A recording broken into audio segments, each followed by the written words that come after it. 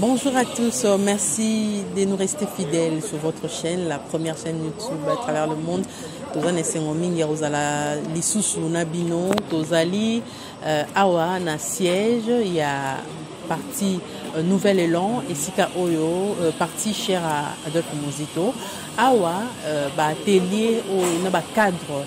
Il y a parti naïsali pour continuer atelier pour analyser situation ya mboka atelier pour sa idéologie na ba cadre il y a parti Nouvel Élan lelo Adolphe Mozito azali initiateur à parti à lobeli mingi économie ya mboka na biso alors na histoire a kundoli penza mboka na biso qui tezali belé mais le lenge nini til lelo tozali toujours pauvre asali parallélisme na ba mboka misusu asali ba comparaison na ba mboka ya Afrique asali ba comparaison na ba mboka ya mikili ya poto azali kopesa ba raison pona nini tozali kaka boye et puis Congo esala nini pona et avancer na tikimno bolanda intégralité intervention naie na kati atelier idéologique oyo Adolphe Mozito azali ko continuer ko sala chaque week-end na ba cadre et à partir Nouvel Élan. Restez connectés. Winda Epela Winda Epela Epela Epela Adolphe Mozito Fumumpa visionnaire du Congo. Adolphe Mozito Fumumpa visionnaire du Congo. Adolphe Mozito Fumumpa visionnaire du Congo, visionnaire du Congo, visionnaire du Congo. Merci chers camarades. Si nous pouvons que notre parti doit être un parti démocratique caractérisé par le débat et la contradiction. Je pense qu'il faut faire la différence entre la lutte politique et la lutte pour le pouvoir. La lutte politique signifie qu'on lutte pour un idéal, mais qu'on cherche à accéder au pouvoir comme moyen pour matérialiser cet idéal ou les projets dont on est porteur. La lutte pour le pouvoir, c'est généralement les positionnements, c'est la tendance à avoir le pouvoir pour le pouvoir. Il est vrai que le pouvoir, bien qu'il soit un moyen par rapport à un idéal pour lequel on combat, il est aussi un objectif, mais du point de vue tactique ou stratégique. Principalement, on lutte pour un projet et on recourt au pouvoir politique dont on a besoin pour changer la société et matérialiser ce qu'on a comme idéal. C'est ce qui fait que nous, Nouvel Élan, dans le cadre de la Mouka, nous organisons ces séminaires et ça va être dans la tradition du parti, la dernière fois je l'ai dit, pour former l'élite, pour nous former mutuellement. Les séminaires en fait font partie des activités de notre école, l'école du parti, qui a des extensions université populaire et laquelle l'université populaire organise les séminaires, organise les dialogues verticaux et autres. Comme j'ai dit la fois passée, ces séminaires sont organisés par une université populaire en collaboration avec la direction du parti. Donc je voudrais beaucoup insister sur la formation, sur la maîtrise des données du pays, sur la compréhension de l'idéologie du parti, de notre projet de société, mais surtout de notre programme économique et social qui est la matérialisation ou l'instrument par lequel on matérialise les projets de société et de manière générale notre idéologie. Alors aujourd'hui, la fois passée, nous avons parlé de la crise politique, de l'actualité sous l'angle politique. Aujourd'hui, on va parler de l'actualité sous l'angle économique. Mais l'économie, pour en parler dans le cadre d'une société, il est bon de disposer de quelques indicateurs.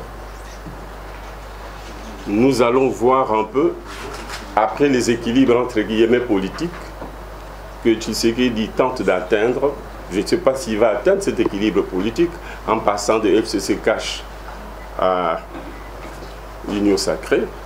Est-ce qu'il va atteindre l'équilibre économique, c'est-à-dire le bien-être qu'il propose au peuple, ayant dit que pour ces 2 années précédentes, il n'a pas pu atteindre le bien matériel parce qu'il était bloqué perturbé par son allié politique, M. Kabila et les FCC. Maintenant, il a la majorité parlementaire. Il va bientôt nommer un Premier ministre. Il va former un gouvernement. Et à travers ce gouvernement, dans un cadre dont il a le contrôle et de la majorité présidentielle, c'est-à-dire lui-même, et la majorité parlementaire à travers le gouvernement qui sera des membres politiques. Et lui, étant donné que la majorité est désormais sienne, est-ce qu'il va atteindre pour le peuple le bien-être matériel? Nous avons peur que ce ne soit le cas. Il est à noter que Nouvelle est là, et la Mouka, nous ne sommes pas une opposition, moins encore une opposition républicaine.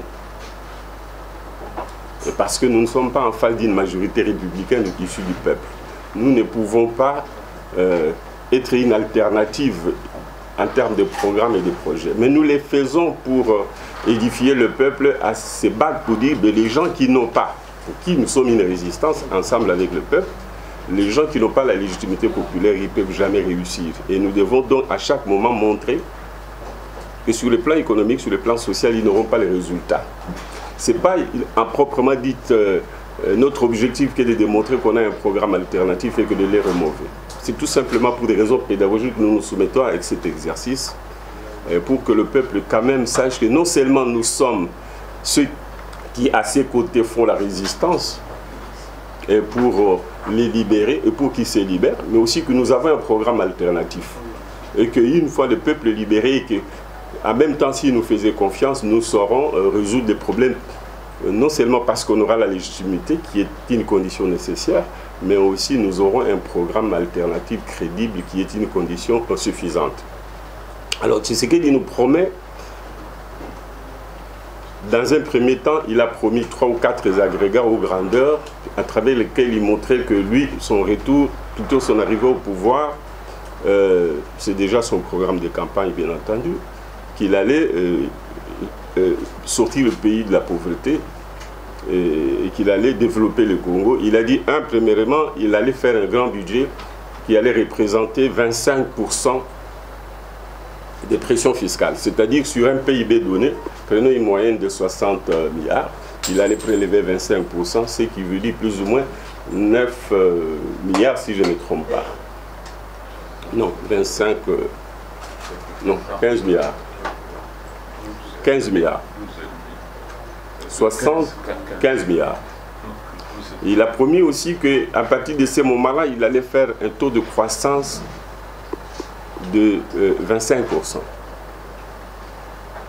Nous allons d'abord faire l'état des lieux de ces 2 années. Bien sûr qu'il a aussi fait prétexte qu'il ne pouvait pas, ce n'est pas lui qui l'a dit, nous présumons qu'il dit, bon, non seulement il était bloqué, mais il y avait aussi Covid. Nous remarquons qu'aux 2 premières années, M. Tshisekedi n'a pas réussi à faire une pression fiscale de 25%. Ça signifie quoi? Ceci est important pour nous, pour vous, chers camarades, parce que nous devons montrer que nous savons faire l'analyse politique, nous savons faire la prospective, et que si nous étions à sa place, nous aurions fait mieux, parce qu'il ne suffit pas de critiquer. Il ne suffit pas de critiquer, il faut montrer qu'on a une solution alternative et qu'on est capable de l'appliquer. Donc, ce qu'il y a promis 25% de pression fiscale, c'est-à-dire que dès le premier exercice, en principe, il devait faire plus ou moins 15 milliards. Bien entendu, 25% de pression fiscale, c'est une moyenne. Il pouvait commencer avec 15%. Mais nous remarquons malheureusement, où sont nos statistiques, que sa pression fiscale aura été de 7 ou 8%. C'est-à-dire moins du tiers de ce qu'il a promis. En d'autres termes, sur un budget de 60 milliards, un prélèvement de 8% signifie plus ou moins 5-6 milliards de dollars. Mais dans la réalité, il a réalisé 3 milliards et demi. J'ai dit 6 milliards et demi, c'est par rapport au budget en ressources propres. Je n'intègre pas les ressources extérieures qu'ils ont préconisées, mais pour lesquelles ils n'ont pas réussi à assurer la mobilisation. Alors il se trouve qu'il n'a mobilisé pour 2020, d'abord pour 2019, que 3 milliards et demi, et c'était la même chose en 2020. Vous voyez déjà là pour ces 2 exercices budgétaires, il était largement en deçà et du taux de croissance et de la pression fiscale. Et les ressources qu'il a mobilisées ne pouvaient pas lui permettre de financer le développement du pays, de financer les dépenses régaliennes de l'État congolais, c'est-à-dire la sécurité intérieure et la défense, ne pouvait pas financer le fonctionnement des administrations et de différents cabinets de gouvernement. C'est ainsi qu'en regardant toujours les statistiques, l'essentiel de cette enveloppe budgétaire pour 2019 comme pour 2020 a été consacré au salaire. Le salaire a pris 70% et en 2019 et en 2020. Vous imaginez un gouvernement qui consacre 70% du budget de l'État en ressources propres au salaire. 70%. À notre époque, à mon époque, c'était 40-45%. Cela ne signifie pas qu'il a beaucoup augmenté les salaires. Non. Cela tout simplement signifie qu'il a prévu de mobiliser 6-7 milliards et que l'enveloppe de 2,5 milliards qui représente les 70% de 3,5 milliards aurait représenté 40-50 milliards s'il avait mobilisé l'ensemble des recettes. Je ne sais pas si je me fais comprendre. C'est le faible niveau de mobilisation des recettes attendues qui a fait que finalement le budget des rémunérations a absorbé 70% du budget total. Parce que le niveau de mobilisation... Prenons l'hypothèse où la mobilisation aurait été de 7 milliards, 7 milliards. 25 milliards, 2 milliards 500, qui est l'enveloppe salariale pour 2019 et 2020, aurait représenté 30%. C'est-à-dire 2 milliards et demi, plus ou moins sur 7,5 ou sur 7. Cette enveloppe de salaire de 2 milliards et demi aurait représenté 30 ou 40%. Ça dépend du chiffre. Et c'est 7,5 ou c'est 7 milliards proprement dit. Donc, le niveau des recettes de l'État congolais sous le régime Tshisekedi est tellement faible que le peu qui est collecté est destiné uniquement au salaire. Cela signifie quoi? Avec son budget, M. Tshisekedi est incapable de financer correctement l'administration publique, de financer la défense de notre pays, principalement à l'Est, de financer la sécurité intérieure, c'est-à-dire la police, les services de sécurité, etc., et d'investir, moins encore d'investir. Ça, c'est 2019-2020. Faible mobilisation des recettes. Mais pourquoi? Parce que d'une part, les administrations fiscales n'ont pas connu des réformes. Les différents responsables n'ont pas été mis en place en connaissance des causes.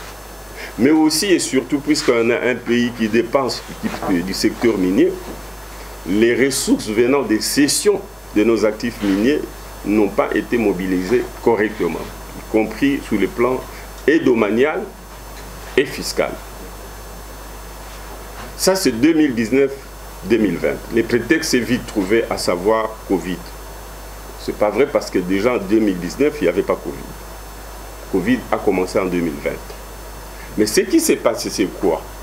C'est que même le taux de croissance, il n'a pas été négatif. J'aurais aimé, parce que le responsable qui devait faire la projection de nos chiffres, Alain n'est pas là? Est-ce que tu ne peux pas projeter les chiffres? Je voudrais que les amis voient quel est le cadrage macroéconomique.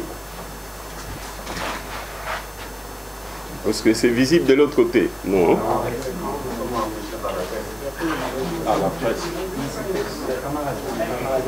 C'est pas visible.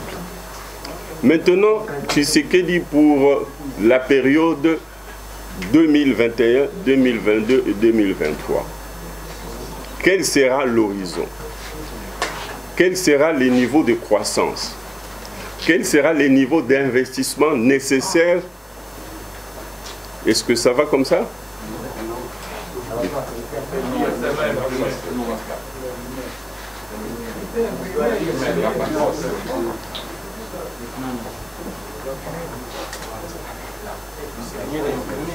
Il faut commencer par le conseil. Il y a moyen d'aller à la page.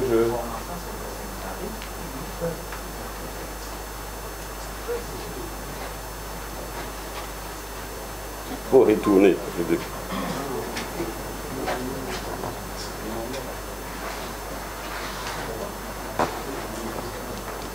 C'est pas très visible. Pour 2021, 2022 et 2023, quel est le cadrage macroéconomique? Alain, tu peux nous donner la page qui indique le cadrage macroéconomique pour qu'on n'ait pas l'impression que c'est notre invention à Nouvelle-Élan. Est-ce qu'il...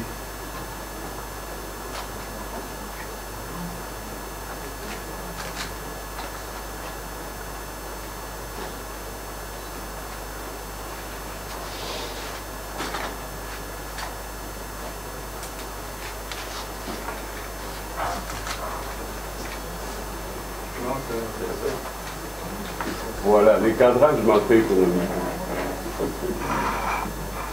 Voilà, le taux de croissance pour 2019 a été de 3,7. En 2020, il a été de 4,1. En 2021, le gouvernement sous Tshisekedi, et ceci est important à préciser, chers camarades, l'Union sacrée est en quelque sorte en transition entre les FCC Cash et l'Union sacrée proprement dite, parce que l'Union sacrée va hériter d'un budget, le budget 2021, adopté par le Parlement FCC Cash et sous proposition du Premier ministre FCC Cash, l'ancienne coalition. Nous sommes en 2021 et on est déjà au mois de février, le temps qu'on atteigne le mois de mars, avril, quand nous aurons le gouvernement l'Union sacrée. Donc celui-ci va hériter du cadrage macroéconomique, j'insiste, triennal, parce que la loi sur les finances publiques dicte le fait que à chaque fois que le gouvernement élabore un budget, il donne un horizon de 2 ans, 3, y compris l'année budgétaire proprement dite, qui indique la configuration du cadrage macroéconomique à court et moyen terme et qui vous dit dans 3 ans quelle sera la situation. En termes de budget, en termes de PIB, en termes de taux de croissance, en termes de taux d'échange, et ainsi de suite. Donc, nous pouvons déjà, dès aujourd'hui, à partir du budget 2021, adopté par le Parlement FCC Cash, dont va hériter l'Union sacrée, constater l'échec programmé en regardant les grandeurs macroéconomiques. Et il est important, je crois que nous allons vous distribuer les statistiques, il est important de savoir quand Tshisekedi dit qu'il va nous faire passer du niveau de pauvreté ou de sous-pauvreté actuelle au bien-être matériel, au bien-être social dans le cadre de l'Union sacrée, grâce à la nouvelle manœuvre qu'il aura, à savoir que son gouvernement va dépendre de ses couleurs politiques à lui, parce que désormais il aura la majorité parlementaire. En d'autres termes, il nous promet un certain bien-être qu'on peut quantifier. C'est très important pour les élites des Nouvelle-Élan de retenir l'idée, c'est l'intérêt de notre séminaire, que quand vous promettez au cas, nous promettrons au peuple. Nous disons, voilà, on va vous sortir de la pauvreté. Ça doit se mesurer. Et quand vous dites vous allez sortir la population de la pauvreté, ça signifie vous dites vous allez les sortir, c'est-à-dire sortir de la pauvreté pour l'amener au bien-être. Vous devez être en mesure de lui dire à quel niveau il est et qui quantifie cette pauvreté et à quel niveau on va les porter économiquement à travers des instruments d'évaluation des indicateurs. Alors, s'agissant de notre pays, quand nous disons qu'on est dans la pauvreté ou dans la sous-pauvreté, c'est à partir des chiffres que je vais vous indiquer. Et nous allons voir dans quelle mesure le passage à ces chiffres, avec l'évolution retracée par le cadrage macroéconomique triennal de Tshisekedi, avec l'Union sacrée, plutôt avec FCC Cash, en espérant que l'Union sacrée, une fois investie, le pouvoir installé, qui vont faire probablement ou faire comment on appelle, un collectif budgétaire. Mais en attendant, voilà les cadrages pluriannuels ou triennal dont ils héritent de FCC Cash. Alors, je voudrais revenir d'abord au premier tableau. S'il vous plaît, s'il vous plaît.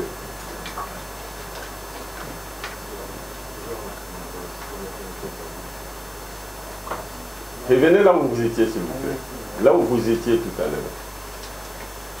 Le cadrage. Non pas les cadrages, les niveaux de pauvreté. Les pays pauvres, sous-pauvres, etc.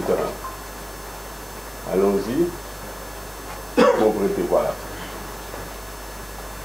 Un pays, d'abord on commence par les pays qui sont dans la sous-pauvreté, c'est-à-dire en dessous du seuil de pauvreté. Ensuite, nous allons passer aux pays, aux indicateurs de pauvreté, c'est-à-dire dans l'univers des pauvres, qui permet de, auquel on arrive quand on sort de la sous-pauvreté. D'abord, le pays sous-pauvre, c'est-à-dire ceux qui ont un revenu en dessous de 2 $. Ça signifie que ce sont des pays dans lesquels les gens touchent en moyenne 60 $ par mois. Ça signifie que ce sont des pays dans lesquels les gens annuellement ont un revenu en dessous de 700 $. C'est le Congo, et à ce niveau, avec un revenu qui consiste à vivre en dessous de 2 $, le Congo vit avec 1,5 $. La moyenne, les Congolais qui travaillent sont autour de 60-70 $. Mais ceux qui ne travaillent pas gagnent plus ou moins par année à travers l'activité informelle, autour de 60 $. Et annuellement, les Congo est en 500 $, ce qui est en dessous de 2 $, c'est 1,5 $. Mais ça, c'est le critère pour être classé dans le pays en dessous du seuil de pauvreté. Les pays qui sont dans la fourchette des pays pauvres ont un revenu qui est au-dessus des 3 $. Les pays émergents ont un revenu qui est au-dessus des 20 $ par jour. Ça signifie 20 $ par jour, ça signifie 600 $ par mois. Ça signifie 7000 $ par an. Les pays riches, les citoyens moyens à 100 $ par jour, vivent avec plutôt 150 $ par jour. Et par mois, il gagne 4000, 4500, et par année, il a 45, 50 000 $. Sinon, nos amis, nos frères qui vivent aux États-Unis, en France et ailleurs, donc en Occident de manière générale, qui sont les pays développés, vivent avec 4500 $. Cela signifie pas ce qu'ils touchent. Ça, c'est 4500 par mois, 150 par jour, pendant que nous sommes à 1,5 $, donc 10 fois moins, nous les Congolais. Et ils sont à 150 par jour, ils touchent 4500 par mois et ils ont plus ou moins 50 000 $ par an. Quand nous disons 50 000 par an, 150 $ par jour, c'est-à-dire que c'est l'ensemble de l'argent qu'ils gagnent avec l'eau, l'électricité, tout ce qui est avantage lié à l'environnement, la santé, la scolarité, tout ça fait partie de cela. Alors, mais maintenant, nous sommes dans quelle situation? J'ai dit que nous sommes dans la première catégorie des pays qui sont en dessous du seuil de pauvreté. Tshisekedi, c'est-à-dire qu'il vit avec 1,5 $. Tshisekedi nous a promis 10 $ par jour par Congolais en moyenne. À l'horizon, à la fin de son mandat, et en entrant dans le second mandat, il a pensé qu'il pouvait faire 2 mandats et que donc il allait nous amener à 10 $ par Congolais. Mais ça signifie que pour la fin du mandat, il pourra nous amener à 5 $, 6 $. En d'autres termes, quand il dit qu'il va faire le bien-être, il va nous faire atteindre le bien-être matériel, il va nous sortir de la pauvreté, ça signifie qu'il pourra faire une croissance de 1,5 $ à plus ou moins 5-6 $. Ça signifie qu'il doit, pendant le quinquennat, tripler, quadrupler le PIB. Parce que c'est le PIB de 60 milliards de dollars qu'il réalise aujourd'hui, qui fait que les Congolais vivent plus ou moins avec 500 $ par an, et qui pourra, s'il venait à quadrupler, amener les Congolais à vivre plus ou moins avec 2 ou 3 000 $ par année. Plutôt, oui, 2 ou 3 000 $ de revenus par année. Donc, passer de 500 $ aujourd'hui à 2 ou 3 000 $ par année, à ce moment-là, nous sortirions de la position d'un État sous-pauvre, d'une communauté qui est vue en dessous du seuil de revenus, en dessous du seuil de revenus, au seuil de pauvreté, vers une situation d'un peuple qui est au-dessus du seuil de pauvreté, en fait qui entre dans la catégorie des pays pauvres, mais qui a un revenu plus ou moins acceptable de 2 ou 3 000 $. Essayez de nous montrer les statistiques qui nous permettent de nous comparer aux autres pays africains. Ceci est important parce qu'en tant que cadre de nouvel élan, quand vous prendrez des engagements, vous devez savoir que l'engagement que vous prenez, j'insiste là-dessus, permet de faire avancer la société, mais pour faire avancer la société, il y a une quantification nécessaire qu'il faut faire, il faut chiffrer. Voilà, le Congo, en 2020, a un PIB qui est de 47 milliards de dollars. Le Rwanda a un PIB de 12 milliards de dollars. J'insiste beaucoup. Les Rwandais, ils sont 12 millions d'habitants. Ils ont un PIB de 12 milliards, qui est largement le quart du nôtre, plus ou moins. Mais comme ils sont 12 millions d'habitants, les Rwandais vivent avec plutôt 1000 dollars par an. Et les Congolais, lui, vivent avec 470 dollars par an. Est-ce que vous voyez ça? Les Congolais vivent avec 1,3 dollar par jour. Les Rwandais vivent avec 2,3 dollars par jour. C'est-à-dire que le Rwandais est dans le seuil de pauvreté, au-dessus du seuil de pauvreté, mais il est toujours parmi les pays pauvres, mais le Congo est en dessous du seuil de rentabilité, c'est-à-dire que nous sommes dans la sous-pauvreté. Je sais que, s'il vous plaît, revenez, on nous vante beaucoup le Rwanda. En fait, c'est pour nous importuner, pour nous embêter. Ils sont encore à 1000 dollars. Vous allez voir qu'ils sont en dessous du Congo-Brazzaville. Ça, c'est Congo-Brazzaville. Voilà. Congo-Brazzaville comparé à nous. Nous sommes toujours à 47 milliards de dollars en 2020. Les chiffres peuvent changer, aller jusqu'à 50 milliards. Hein. C'est une question d'auteur. Donc, avec 47 milliards de dollars, nous sommes à environ 100 millions. Chaque Congolais a 470 dollars par an. Et vous divisez par 365 jours, les Congolais vivent avec 1,3 dollar, comme je l'ai dit. Mais regardons maintenant chez nos frères du Congo-Brazzaville. Ils ont un PIB de 15 milliards. C'est plus ou moins les tiers de notre PIB. Mais seulement, ils ne sont pas nombreux. Ils sont 5 millions. Nous sommes 100 millions, ils sont 5 millions. Donc ils entrent chez nous 20 fois. Non, c'est ça? 20 fois. Et les Congolais vivent avec, Congolais d'en face vivent avec 8 dollars. Nous vivons avec 1,3 dollar. La moyenne annuelle des revenus du Congolais par habitant est autour de 3000 dollars. Nous sommes à 470 dollars. Je peux arrondir à 500 dollars. Donc nous entrons chez eux 6 fois. La différence avec eux, c'est qu'ils ont un budget inférieur, plutôt un PIB inférieur au nôtre, 15 milliards. Nous, on est à 45, 50 milliards. Mais il se trouve qu'ils sont 5 millions pendant que nous sommes 6 millions. En d'autres termes,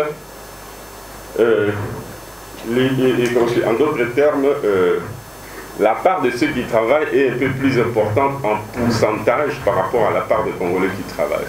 C'est ce qui fait que puisqu'on est nombreux, qu'on doit se partager de manière comptable ou égalitaire, le 47 milliards de dollars, on est à 470 dollars, ce qui veut dire 1,3 dollar qui est notre revenu, ce que nous gagnons en moyenne par Congolais, par jour, ce que nous gagnons, ce que nous dépensons, ce que nous produisons. Voilà, donc les Congolais, revenez à Congo-Brazzaville, les Congolais d'en face ont un revenu annuel de 3000 dollars, les Rwandais est encore à 1000 dollars. 1000 dollars. PIB de 12 milliards, le Congo-Brazzaville, PIB de 15 milliards, revenu par habitant annuel, Congo-Brazzaville, c'est 3000 dollars, le Rwanda, c'est 1000 dollars, et on nous vante le Rwanda qui est en train de se développer. Je dis qu'en passant, Congo-Brazzaville, c'est 372 km². 372 km². Vous avez ces statistiques, plutôt. Le Rwanda, c'est 26 000 km². Donc, il rentre, je crois, 15 fois, si mon calcul est bon, dans Congo-Brazzaville. Chez nous, il rentre 100 fois. Donc, je donne les chiffres, je crois que c'est 90 fois. La Belgique entre chez nous avec 30 000 km², elle entre chez nous 80 fois. Le Rwanda entre chez nous plus ou moins 100 fois.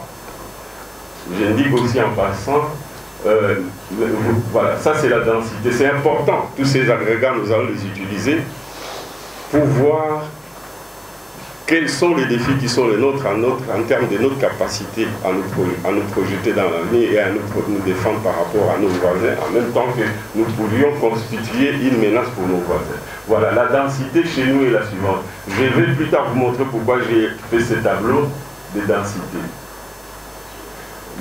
La RDC, nous sommes 2 345 000 km². Nous sommes, en population, nous sommes 100 millions de Congolais. Si vous divisez 100 millions de Congolais sur cet espace de 2 345 000 km², sauf que nous sommes plus ou moins à 40 Congolais au kilomètre carré. 40 Congolais au kilomètre carré. Maintenant, si vous prenez Congo-Brazzaville, ils ont 342 000 km². 342 000 km². Maintenant, eux, ils sont 5 millions. Si vous divisez les 5 millions d'habitants sur 342 000 km², ils sont à 15 au km². Donc les Congolais d'en face sont moins nombreux sur 1 km² que nous. C'est plus ou moins un tiers, ils représentent un tiers de population sur 1 km². Maintenant, les Angolais. L'Angola, c'est la moitié du Congo. Nous sommes 2 345 000 km². Les Angolais sont 1 247 000 km², plus ou moins la moitié. Mais ils sont 30 millions. Ils entrent chez nous 3 fois et demi, 3 fois. Ils sont 30 millions. Nous, on est 100 millions. Sur un espace qui vaut la moitié du nôtre. Ce qui veut dire qu'en moyenne, ils sont à 22 habitants au km². Nous, on est à 40. On a un espace, une superficie de 26 000, je donne le chiffre, 26 000 km². 26 000 km². Moins de 10% du Congo-Brazzaville en superficie. Mais ils sont 12 millions. Ça signifie quoi? Ça signifie qu'ils sont 460 au km². 460 au km², 10 fois plus nombreux que nous au km². Le prof va rentrer dans le détail le moment venu pour montrer l'horizon du développement du Congo en mettant en exergue les ressources naturelles, notamment la terre. Et donc, cette question de démographie, rapportée à la superficie territoriale de nos pays, c'est une question existentielle que vous devez maîtriser en tant que nouvel élan dans la Mouka, parce que ça va sous-tendre notre programme. Ça va sous-tendre notre programme et la stratégie pour nous protéger. Vous voyez, les Angolais sont 22 au km². Sommes-nous une menace pour eux? Parce qu'ils sont moins nombreux. Est-ce qu'on a besoin de terre?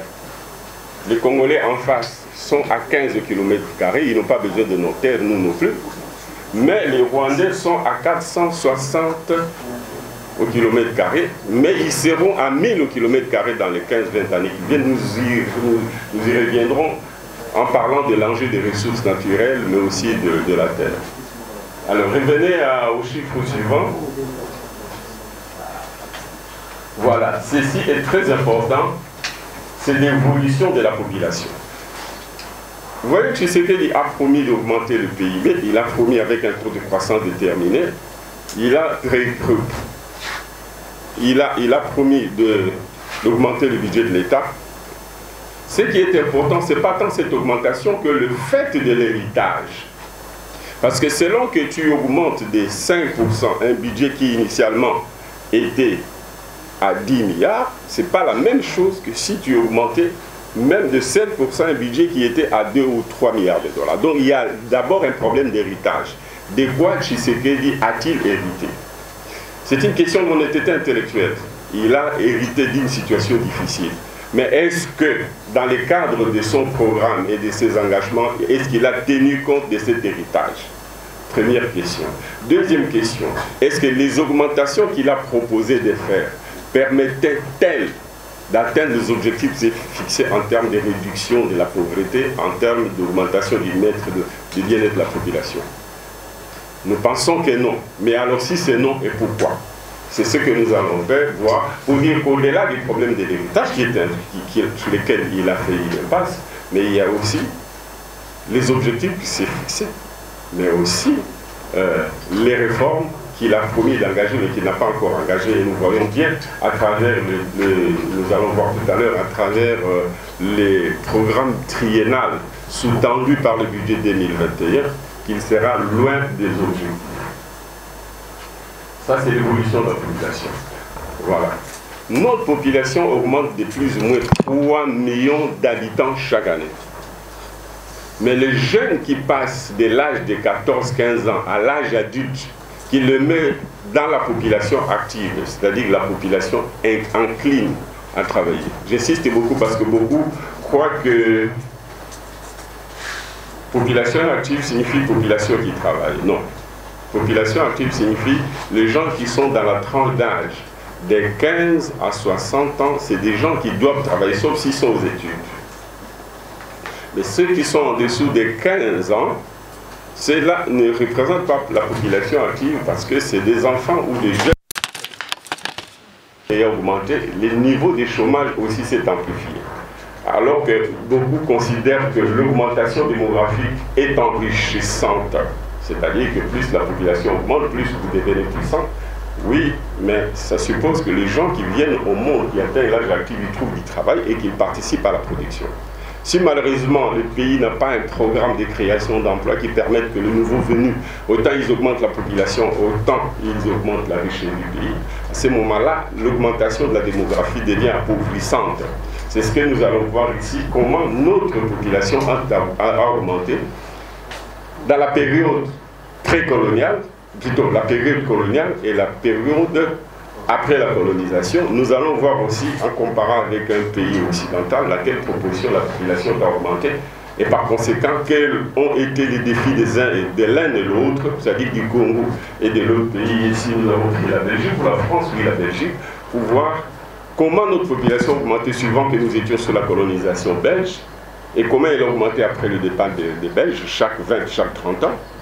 Et comment la population belge a augmenté dans l'ensemble de la période pour montrer combien eux qui ont un niveau de croissance élevé n'ont pas vu la population augmenter, mais nous, dont le revenu est très faible et continue à baisser, nous avons vu notre population augmenter et que par conséquent, le niveau de pauvreté n'a fait que s'aggraver. C'est très important d'intégrer ça dans la réflexion, dans l'analyse en tant que nouvel élan, parce que nous voulons que vous soyez des acteurs politiques préparés à la gouvernance et qui ont une capacité de vision, une capacité d'analyse et de prospective. Alors, imaginez-vous qu'en 1900, donc je crois que 5 ans, je parle sous le contrôle du professeur, 5 ans après comment je peux dire, 1885, la table ronde de Berlin, nous étions 10 millions de Congolais. 30 années après, en 1930, nous avons atteint le chiffre de 13 millions de Congolais. C'est-à-dire que la population a augmenté de 3 millions. 30 années après, 3 millions d'augmentation. 30 années après, de 1930 à 1960, avant l'indépendance, la population est passée à 14 millions. Donc ça signifie qu'elle a augmenté d'1 million.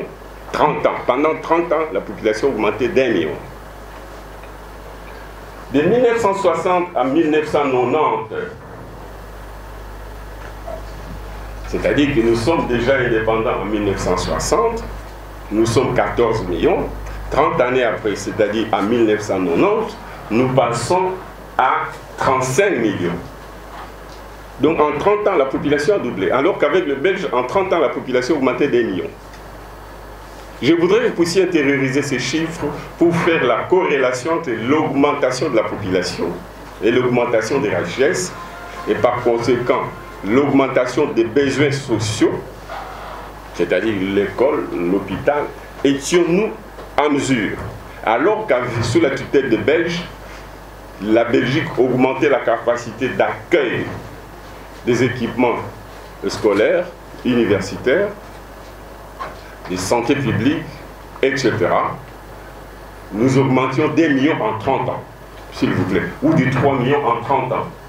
Parce que la première fois de 1900, de 1900 à 1930, on a augmenté de 3 millions. Et de 1930 à 1960, dans l'indépendance, la population a augmenté d'1 million en 30 ans. Mais voilà que en 30 ans, après le départ des Belges, en 30 ans, de 1960 à 1990, la population a augmenté de 14 à 35 ans. C'est-à-dire que la population a plus que doublé en 30 ans.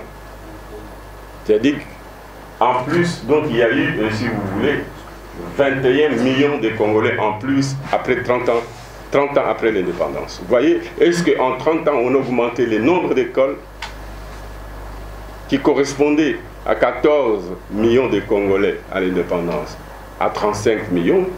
Est-ce qu'en 30 ans, on a augmenté le nombre d'écoles, on a augmenté le nombre d'hôpitaux, on a augmenté la capacité de création d'emplois, etc. Et de 1990 à aujourd'hui, nous avons augmenté plus ou moins de combien? De 65 millions d'habitants. 30 ans après, alors qu'avec les Belges, on a augmenté des millions, s'il vous plaît. C'est pour montrer que nous multiplions les besoins, nous produisons les besoins, mais nous ne produisons pas les ressources nécessaires pour couvrir ces besoins. Parce que la multiplication de la population, qui ne correspond pas à la multiplication des ressources, et par conséquent qui correspond plutôt à la multiplication des besoins, est un gâchis. Et ceci, je l'ai dit pour étayer le fait que M. Tshisekedi a promis à notre peuple de créer des emplois ou de détruire le chômage. Mais le paradoxe, c'est qu'au contraire, il crée le chômage. Pas de son fait, mais du fait de la démographie qu'il n'a pas prise en compte. Je vous demande de prendre en compte. Il ne suffit pas. Profitons des erreurs que commettent les oppresseurs pour que nous nous remettions nous-mêmes en cause, parce que finalement, nous sommes de la même élite. Mais la différence doit venir de la vision politique et de l'éducation politique de notre parti. Pour savoir que ce défi-là sera le nôtre ici, serait les nôtres avec eux si nous étions ensemble, et sera les nôtres si demain nous arrivons au pouvoir, et si au niveau de nos politiques publiques nous n'intégrons pas cette contradiction qui fait que la population augmente, les besoins augmentent, mais nous sommes capables plus de créer des besoins que de créer des ressources. Quelle politique publique, quel modèle économique pour sortir de cette contradiction, en fait qui n'est pas une contradiction, parce que la population en augmentant devait être enrichissante, mais elle est appauvrissante parce que les politiques publiques qui n'intègrent pas cette double dimension, autant nous devons nous apprêter à dire comment nous on fera une fois on aura raison de cette oppression et qu'on aura un espace démocratique pour faire valoir nos projets politiques.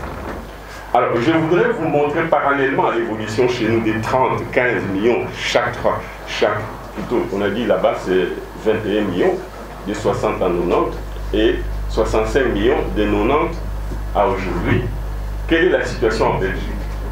En 1900, quand je parle sous le contrôle du professeur, nous devenons colonie belge en quelle année? Nous sommes nés indépendants, oui. Ça c'est comme colonie belge, mais domination belge c'est en 1885. Dit domination belge, mais enfin, avec le Gaulle, oui, c'est-à-dire nous étions un État indépendant, mais un peuple soumis. Entre guillemets. Un État internationalement reconnu, mais un peuple soumis. Il est difficile qu'un État soit indépendant si son peuple ne l'est pas. C'est ça. Hein? Donc c'est pourquoi vous dites sous plutôt la domination belge. Mais la Belgique était l'un des maillons d'une longue chaîne. Hein? C'était tout l'Occident à travers la Belgique. Enfin, ce n'est qu'un petit commentaire. Alors, ils étaient, quand nous étions déjà sous leur tutelle, ils étaient combien? Je ne vois pas bien. 5 millions et demi, 6 millions et demi. Nous étions 10 millions, on a assez moins de moments. Et voilà que 30 ans après, ils sont passés à 8 millions. Une augmentation d'1,5 million. Aux hommes, on a Baninga. Donc 1,5 million. Et l'année, 30 ans après encore, en 1900 combien? 60. Ils étaient 9 millions. Une augmentation de 1 million. Chaque 30 ans, 1 million. Ils tiennent compte, ils disent, c'est vrai que l'augmentation de la population concourt à l'augmentation de la richesse, mais attention, il y a la capacité de prise en charge qu'il faut prendre en compte. Et cette capacité de prise en charge suppose des infrastructures de base et suppose la production des services sociaux de base aussi. Et en fait, en 1990, ils sont passés à 10 millions. Là aussi, c'est 1 million d'habitants de plus chaque 30 ans. Mais nous, à ce moment-là, on a augmenté de 21 millions d'habitants. Sans que les jeunes qui viennent, enfin des gens qui viennent au monde, 3 millions en moyenne, et 2 millions atteignent 15 ans à chaque fois, plus ou moins, il ne trouve pas de l'emploi et on n'est pas en mesure non plus d'augmenter. Les profs ont des statistiques qui montrent dans quelle proportion nous avons augmenté notre capacité sur le plan de la santé publique depuis 60 jusqu'à ces jours, mais d'abord la période coloniale, il met ça en parallèle avec l'exploitation des minéraux et combien les Belges ont-ils consommé des cuivres et des cobalt, combien nous on a consommé, et dans ce que nous on a consommé ou exploité en 60 ans, quelle est la part du régime de Mobutu, quelle est la part de Kabila fils, quelle est la part de Kabila père, etc. Ça nous permet de voir est-ce que dans l'entretemps cette augmentation, parce que nous avons pris 2 fois, 3 fois plus de cuivre que les colonisateurs, mais les colonisateurs, il va démontrer à créer un peu plus d'infrastructures que nous, lui en 75 ans, n'est-ce pas, nous en 60 ans. Alors donc, vous voyez que le Belge, chaque 30 ans, c'est 1 million d'habitants de plus. Et en 2020, ils sont 11 millions et demi. C'est plus ou moins une augmentation aussi de 1 million et demi. Alors ceci nous intéresse parce que nous devons avoir un projet. Nous avons dit que nous allions parler de notre programme. C'est des éléments concrets d'analyse qui nous permettent d'enrichir notre programme. Voilà, vous pouvez passer à l'étape suivante. Ce tableau n'est pas très clair. Voilà, ça c'est l'augmentation du budget. On est bon. C'est pour vous montrer dans quelle proportion nous évoluons et quelles doivent être nos politiques publiques pour faire mieux que ceux que nous critiquons aujourd'hui. C'est très intéressant de voir depuis 60 ou depuis un certain moment, je crois qu'à l'époque il n'y avait pas de statistiques, nous allons voir dans quelle mesure notre PIB, ça on verra plus tard, a augmenté, dans quelle mesure notre budget a augmenté. Parce que souvent nous sommes surpris de constater que nous sommes pauvres, que notre pays n'a pas d'infrastructure. Nous sommes surpris alors que nous devions trouver ça normal. Normal entre guillemets. Parce qu'il y a au départ des politiques publiques dont nous allons parler, le prochain chapitre là-dessus qui fait la rétrospective, non pas de la politique, parce que Nouvel Élan, c'est avant tout l'économie. Parce que nous sommes d'avis que c'est l'économie qui commande la politique. Mais il y en a qui sont d'un point de vue contraire au nôtre et qui disent que c'est la politique qui commande l'économie. Nous aurons la discussion ici parce que nous voulons que le Nouvel Élan soit un parti de plusieurs courants, un parti où il y a la contradiction. Moi, ça ne m'intéresse pas d'être concis. Il ne faut surtout pas personnifier ces partis. Je n'ai pas besoin d'être leader charismatique. J'entends souvent les militants chanter comme ça. Moi, ça ne m'intéresse pas. Ça ne m'intéresse pas. Vous savez, les PPRD, les FCC et même l'IDPS auraient eu moins de difficultés s'ils avaient accepté à leur intérieur les débats et la contradiction. Moi, je suis prêt au débat. Très ouvert, et parce que je considère que la vérité, nous la détenons. Personne ne la détient. À un moment donné, tu peux être du côté de la vérité. Elle est absolue, elle s'impose, et tous on doit aller vers la vérité par les débats. Moi, je n'ai pas besoin d'avoir tout le temps des raisons, et que les gens fassent allégeance à ma personne, dit Mouzito, au point que vous ne serez pas apte à la contradiction, au débat, y compris mes contredire. C'est très important parce que là-bas, les gens se sont vassalisés. Ils pensent qu'être en contradiction avec le chef du parti, constituer un courant en dehors du sien, et l'amener même à revoir ses propres positions intellectuelles, morales et politiques, c'est un péché. Moi, ça m'intéresse pas, je suis un homme de débat. Donc, créons des courants, mais des courants qui puissent être capables de se défendre, des sensibilités, c'est pas sur le plan idéologique, même sur le plan de la vision au cours d'un programme déterminé, au cours d'un mandat. Mais évidemment dans la discipline. À partir du moment où on aura un socle idéologique qui est le même, nous pouvons diverger sur la manière de faire. Et les problèmes ne se posent pas. Et parce que chacun devra à ce moment-là se remettre en question pour apprendre des autres.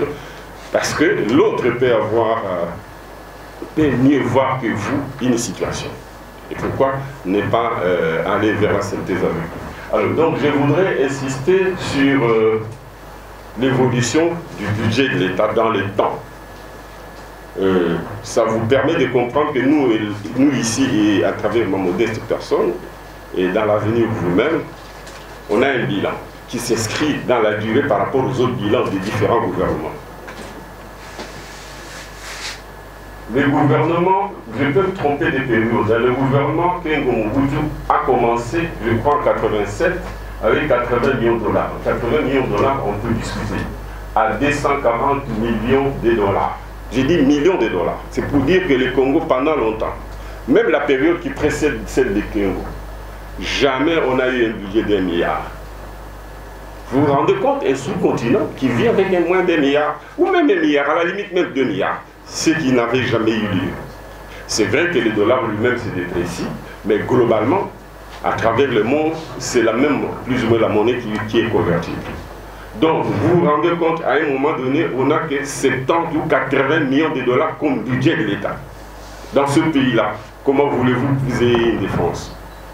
Comment voulez-vous que vous ayez la sécurité sociale? Comment voulez-vous que les fonctionnaires soient bien payés? Vous vous rendez compte que les fonctionnaires qui ont travaillé depuis 60 jusqu'à ces jours, qui ont 90 ans, n'ont jamais été bien payés. Il n'y a qu'à regarder leur état de santé et les conditions sociales dans lesquelles ils ont vécu. Donc, à cause de l'étroitesse du budget, qui lui-même, c'est-à-dire le budget, est l'émanation de la production nationale qui a connu une baisse pour des raisons historiques, politiques et autres que les profs l'ont indiqué. Alors donc, c'est une évolution relativement forte, parce que c'est 3 fois. Ils sont passés de 80 à 24, 240 milliards, mais c'est toujours en deçà d'1 milliard. 240 milliards. C'est une augmentation. Non, ça c'est maintenant, c'est la période Musée Kabila, de 1997 à 2001. Il est passé de 240 millions de dollars à 300 millions de dollars. Ce qui représente une augmentation de combien? De 25%. Avançons. Kabila 1 plus 4, c'est-à-dire de 2002 à 2006. Dans le cas de ces séminaires, vous devez intérioriser, voire mémoriser ces chiffres pour voir comment nous évoluons et pourquoi nous sommes sans route, sans défense, sans école, du moins en capacité d'accueil par rapport à la démographie qui est en expansion. Donc, on est passé de 300 millions à 850 millions. On approchait déjà les milliards. Alors, cette augmentation a été... Non, il faut reculer. Cette augmentation a été 2 fois et demi. 2 fois et demi. Donc 1 plus 4 a quand même fait augmenter le budget. Mais nous étions toujours en dessous des milliards parce qu'on est passé de 300 millions à 850 millions en dessous pour un continent. Quoi, le Congo? 850 millions de dollars, ce qui déjà été une performance par rapport au passé. On peut avancer. Et c'est la période, disait Ngamuzito, Kabila, c'est plus ou moins 850 millions de dollars à 3 milliards et demi. 4 fois. Pour la première fois, nous franchissons le seuil d'1 milliard.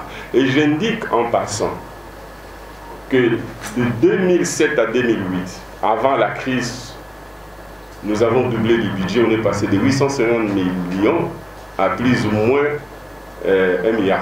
La première fois, donc, on a doublé dans un exercice budgétaire et on a franchi le seuil des milliards.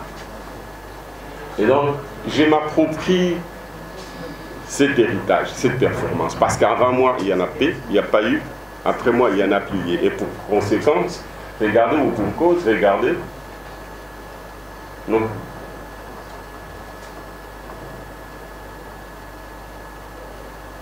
voilà. Après moi, c'est de 2012 à 2021, on est resté, j'ai laissé 3 milliards et demi, on est toujours à 3 milliards et demi, avec une remontée de 4 milliards et un tout petit demi, en fait, qui a été revue à la baisse pour des raisons que vous pouvez imaginer que globalement, pendant plus ou moins 12 ans, non, pendant plus ou moins 9 ans, le pays n'a pas connu une croissance proprement dite. Et le paradoxe, c'est que c'est pendant cette période-là où on a le plus produit de cuivre. Parce qu'à mon époque, c'était 500 000 tonnes, on était la moyenne 300. À la fin, c'est 500 000, la moyenne, c'est 300 000. Vous avez commencé avec 330 000. 330 000 tonnes. Non, 330 000 tonnes, c'est quand nous montons en dessous, on était autour de 50 000. En 2007, 2008, c'était 330. Voilà. Donc nous avons connu une augmentation qui était plus ou moins de 50%, mais voilà que le budget a augmenté, a été multiplié par 4, alors que de 2012, que nous avons laissé à 500 000 tonnes, à 2021, 2020, la production est passée de 500 000 tonnes à 1 200 000, 1 300 000. Retenez ces chiffres. C'est plus que le double, mais le budget n'a pas augmenté. Les recettes, les ressources extérieures, ainsi que les engagements, mais surtout les ressources, n'ont pas augmenté. Les réserves d'échange, moins encore. Nous, on est parti des réserves négatives à des réserves qui approchaient les milliards 7. C'est une augmentation avec moins de production du cuivre, la plus ou moins la moitié. Et nos amis sont passés de 500 000 tonnes à 1 million, 1 200 000. Les réserves n'ont pas augmenté. C'est-à-dire de l'argent à mettre de côté parce que, pour une raison évidente, ils ont travaillé dans l'opacité. Voilà globalement les éléments. Passons au point suivant. Voilà, je n'arrive pas à voir. Je vais terminer par là pour que vous puissiez poser des questions. Donc,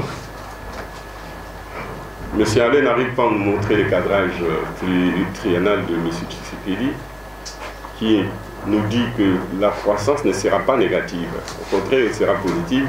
On va partir de 3,2 en 2021, 3,2% de taux de croissance, à un taux de croissance plus ou moins de 6%. Est-ce que je me trompe, Alain? Quel est le dernier taux de croissance? 6,2, c'est plus ou moins un doublement. Les budgets consécutifs, d'abord le PIB va passer de combien?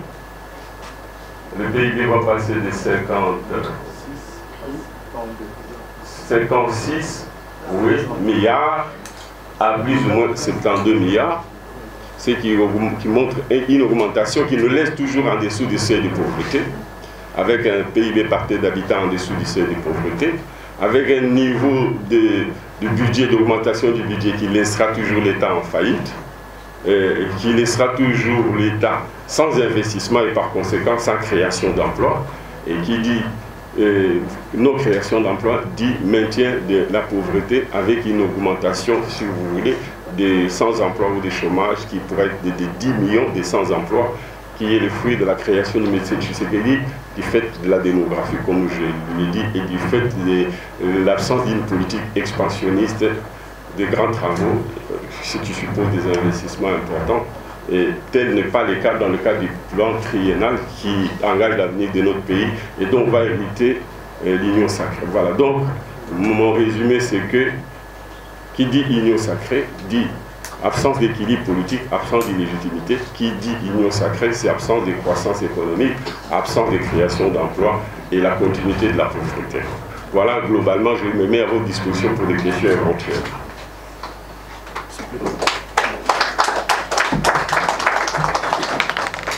Que nous avons commencé par l'avenir du Congo en chiffres, nous sommes partis, le dialogue vertical.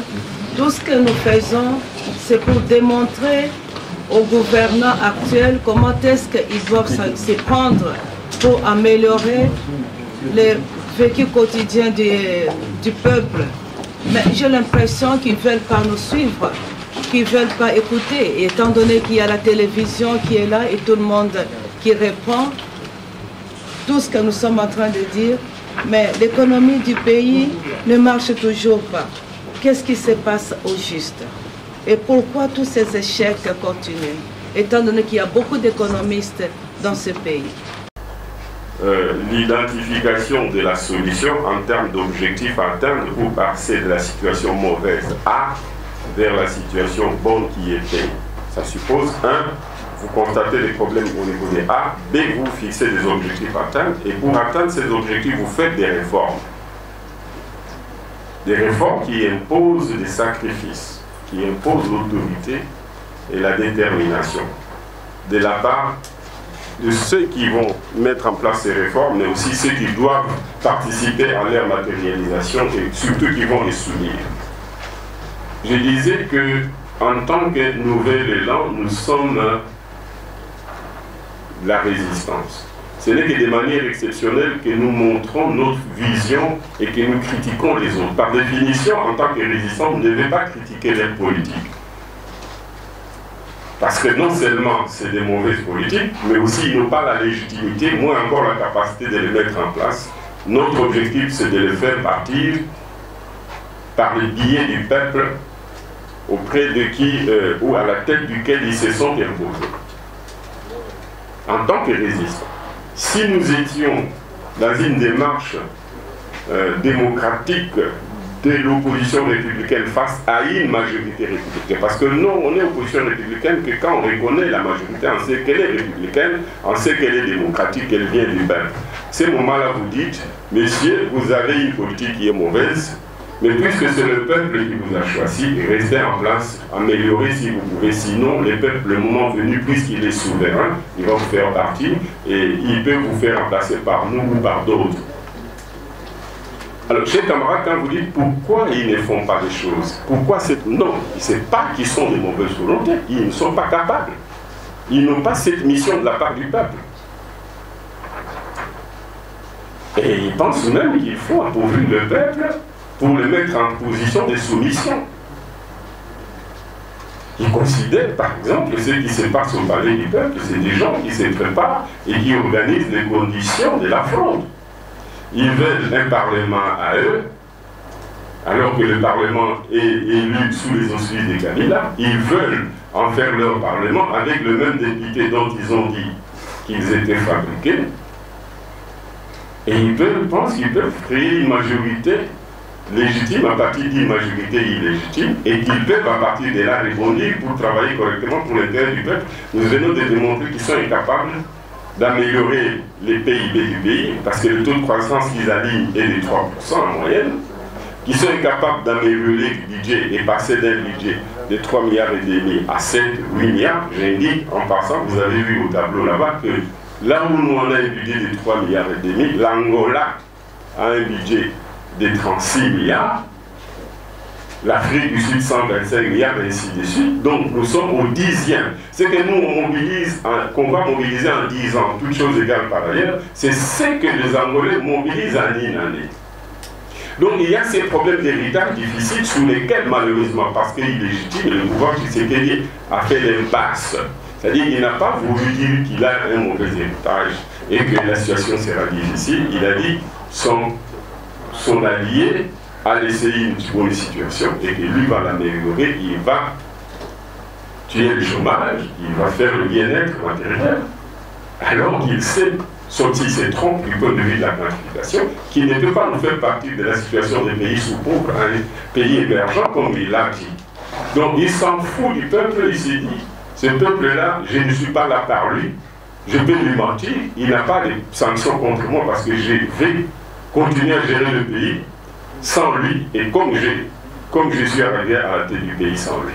Voilà les problèmes. Donc ce n'est pas des gens qui ne sont pas intelligents, ils sont intelligents, mais ils n'ont pas la légitimité, mais aussi ils ne font pas l'effort parce qu'ils n'ont pas de compte à rendre au peuple. Donc, ne vous posez plus la question de savoir pourquoi ils travaillent mal.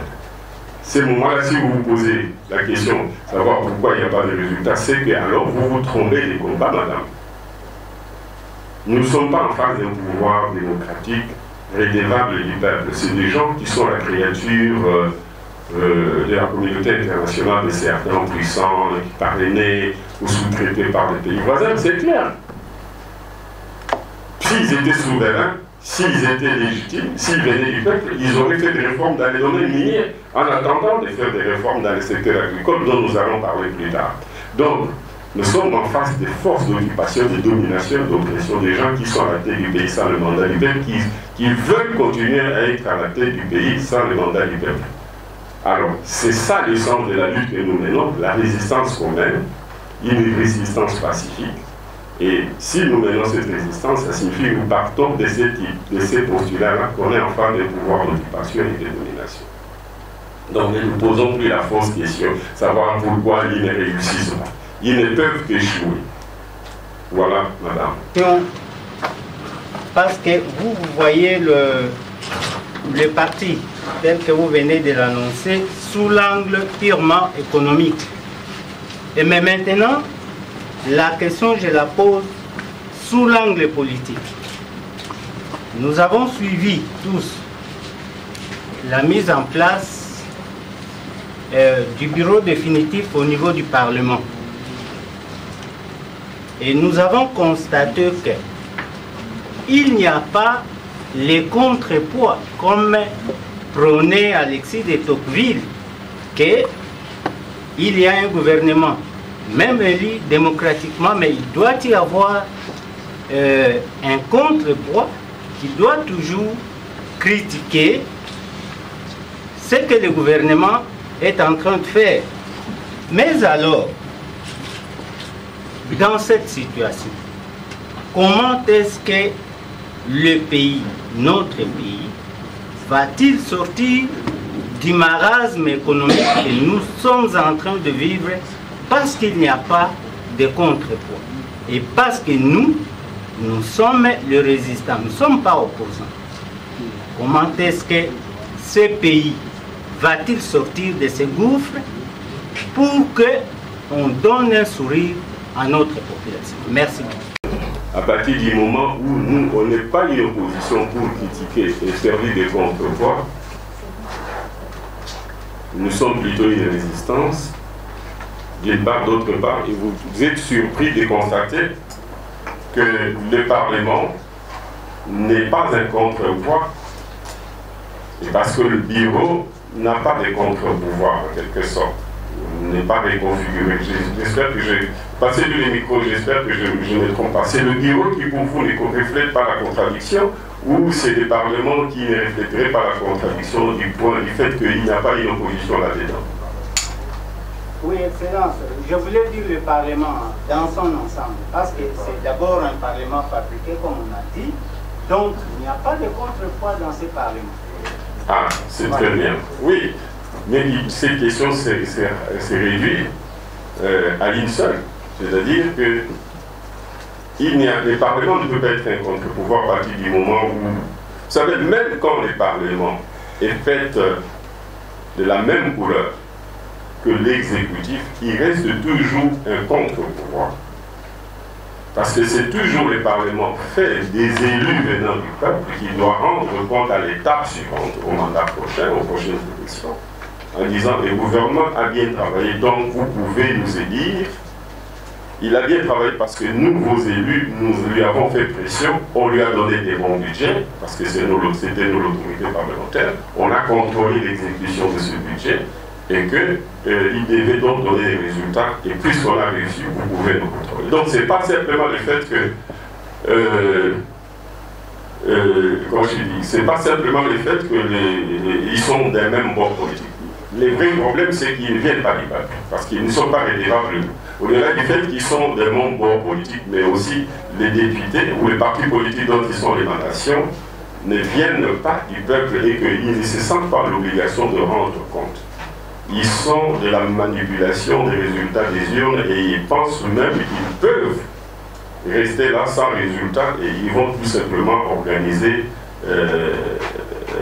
les élections en leur faveur. D'autant plus d'ailleurs que, sentant qu'ils ne peuvent pas donner les résultats, ils préparent non pas les résultats, ils préparent la fraude. Ils préparent la fraude. S'ils avaient l'intention d'avoir des résultats, et s'ils étaient l'émanation du peuple, ils seraient en train de se battre pour gagner du fait des résultats, qui seraient bons à ce moment-là. Donc, nous ne pouvons pas compter sur eux, comme vous le dites. Non seulement ils sont les mêmes bons politiques, mais aussi, en étant de ces mêmes bons politiques, ils sont les résultats de la fraude et de la fabrication. Ils sont de ces faits pas redevables vis-à-vis de la population. La deuxième question, vous posez, mais comment nous pourrons faire le contrepoids, puisque nous ne pouvons pas faire le contrepoids à l'intérieur ou en dehors comme contre-proposition, et parce que nous sommes la résistance. Il y a des choses qu'il faut savoir. C'est moi. Il y a des choses que vous devez savoir. Il y a des choses que vous devez savoir. La première, c'est qu'on peut lutter pour obtenir des bons résultats dans les peuples à travers le gouvernement en place en apportant la contradiction. Pour autant que les gens auprès de qui on destine les contradictions sont légitimes. Deuxièmement, on peut lutter, et c'est le cas pour nous, pour avoir la démocratie, parce que c'est un objectif en soi. Qui dit démocratie dit état de droit. Qui dit état de droit dit le respect de la volonté du peuple. Et parce que c'est lui qui installe les hommes au pouvoir, c'est lui qui les fait partir et installe d'autres ou les maintient. Nous, à cette étape, nous sommes dans la lutte pour obtenir la vérité des urnes, qui veut dire un pays où ce sont les urnes, c'est à travers les urnes que le peuple exprime sa volonté pour sanctionner positivement ou négativement. S'il n'y a pas vérité des urnes, c'est qu'il n'y a pas souveraineté du peuple, c'est qu'il n'y a pas de démocratie. Nous luttons pour la démocratie. C'est pourquoi j'ai insisté la fois passée en ouvrant notre séminaire, c'est que nous avons un double objectif. Premier objectif, comme nos pères, nous luttons pour mettre fin à la dictature. À l'époque, c'était la dictature coloniale. Aujourd'hui, la dictature néocoloniale, la dictature des dirigeants qui sont à la tête du pays installés par des lobbies étrangers. C'est quand nous aurons la démocratie en perspective, c'est-à-dire qui passe dans une première phase par la vérité des urnes, c'est-à-dire par des élections transparentes, que nous pourrions obtenir des résultats sur le plan économique. Mais ça suppose que même nous, si nous venions à gagner les élections, ça suppose qu'elles auront été organisées de manière transparente. Ça pourra être nous ou d'autres, mais pourvu que ceux qui vont gagner les soient réellement, nous allons, ou ils devront, ceux qui seront là, commencer à construire la démocratie. Ce n'est pas simplement les élections transparentes qui donneront la démocratie. C'est un processus qu'il faut engager, pour lequel il faut introduire des réformes. Parce que la société s'articule dans plusieurs composantes. Chaque composante, chaque institution doit apprendre à être démocrate. Et ceux qui sont à la tête démocratique et ceux qui sont à la tête du pays doivent introduire des... La démocratie, ça ne se décrète pas. J'ai insisté la fois passée que ça ne vient pas comme un cadeau du ciel, on l'a construit. Donc nous avons un double objectif, lutter pour des bonnes élections, c'est ce que nous faisons, c'est en cela que nous sommes résistants face à ceux qui sont là et qui se sont imposés. Mais aussi mettre en place notre programme dont l'un des volets, c'est la démocratisation. Alors donc, ne pensez pas que, n'étant pas alternative démocratique face au pouvoir, nous ne pouvons pas mener les combats pour la démocratie, qui est un combat de libération, libérer les peuples de l'oppression, de la soumission par des gens qui s'imposent à lui et qui ne rendent pas compte à lui par conséquent. Lutter pour avoir des élections démocratiques, c'est le vrai combat que nous menons, et donc il n'exclut pas le deuxième combat qui consiste, si nous gagnons les premiers, ou en même temps qu'on gagnera les premiers, qu'on puisse commencer à construire le pays. Et le pays ne se construira que par des gens qui sont dans la position de rendre compte. Voilà. Conduite par M. Félix Tshisekedi. Nous, Nouvel Élan, comme parti politique, nous sommes à la recherche ou à la conquête du pouvoir. Si demain, Nouvel Élan est au pouvoir, comment nous allons faire pour redresser les comptes publics? Le maximum de recettes pour éviter qu'on dépense plus qu'on a fait entrer comme recettes.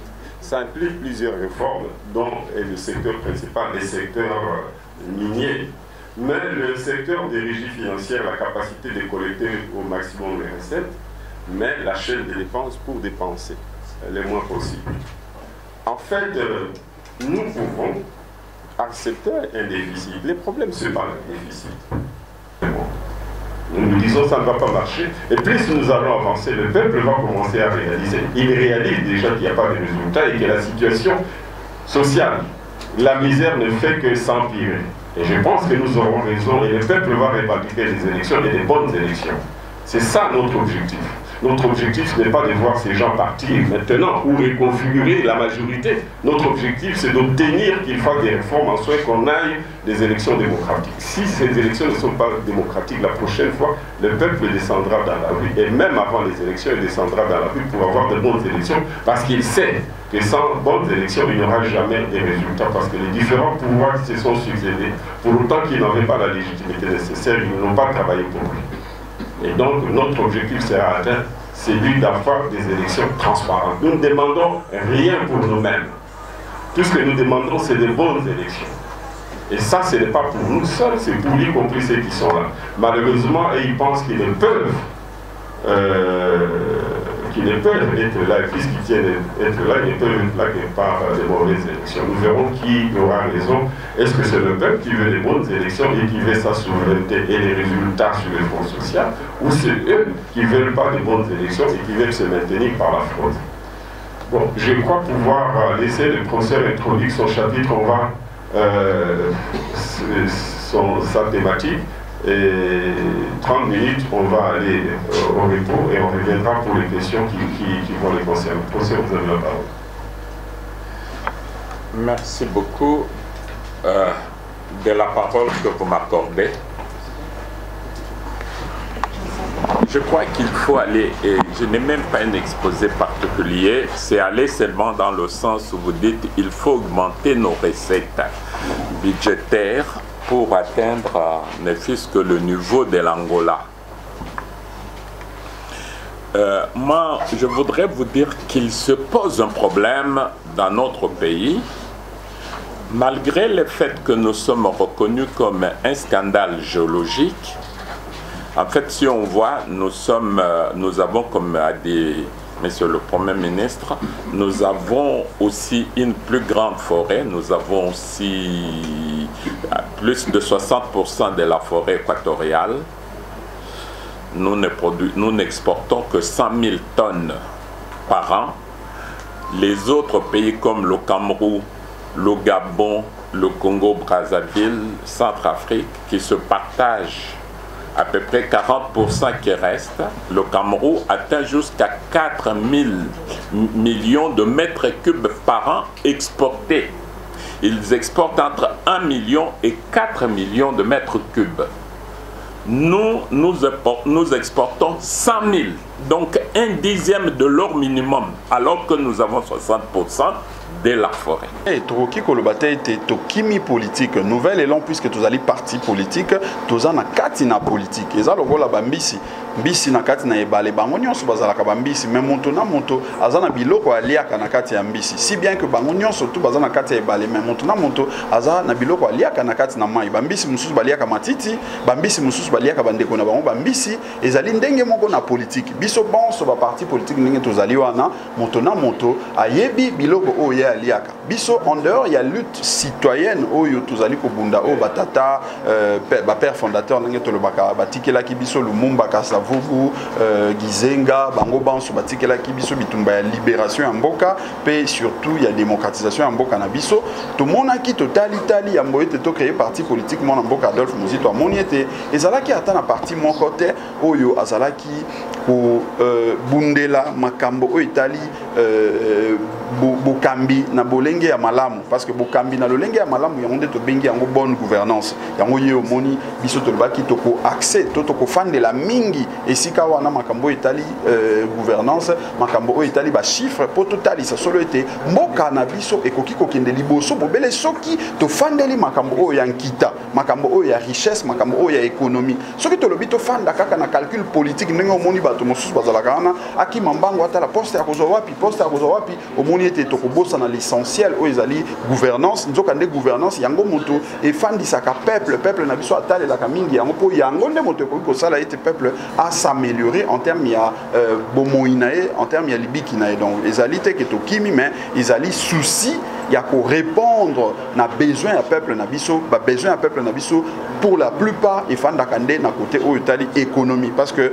ce qui est même na côté politique côté sécuritaire ce qui économie ezali malamu eza pasi ete politique na sécurité etungisama mais ce qui politique na sécurité etungisamaka ezaka mingi pona koluka ko kima côté o etali ya économie telelo yo Congo tozali mboka monene tozali pe na kita monene, tozali pe na population monene. Ce qui fait que lelo oyo soki otali ndenge bazo vanter bazo komisela biso Rwanda wana. Rwanda en réalité azali ko sala nkita koleka biso ekolo Congo te. Biso tozali ko sala pe bikolo misusu ndenge atali si Congo Brazzaville wana bazali ko sala nkita makasi, mais problème ya makasi ezali te bakambi oyo tozwaka premièrement bazala na problème ya légitimité peuple apona ka bango te. Ya mibale au-delà ya illégitimité bazala kana yango bayebaka bokambi ndenge nini esengeli ba fande wana te pona ko sala ete ba améliorer situation à peuple na biso. C'est ça le vrai problème. Donc Rwanda lelo yo bazo mbela biso eloko la champion économie, champion ya bonne gouvernance. Nous en réalité azali ko sala prouesse ya makasi te. Atali c'était Rwanda azali ka na superficie à 26 000 km² loko la idio fa na Congo na Congo. Rwanda azali ka na population moko 12 millions. Azali na richesse ya 12 milliards. Ce qu'on divisé 12 milliards on a 12 millions de Rwandais bazali wana mona été Rwandais moko abika kana $1000 l'an. Zoka na Congo Brazzaville a démontré été ba congolais à Brazza bazali ko bika na $500 zoka bazali ebele pe bazali ko créer kita mingi. Donc na mokusa na banza été eloko na ko ya no lango. Na moni bazo sala ngai sin kuna été esengeli to banda donc voilà tozonga comme ça to kosuki ça. Merci mingi.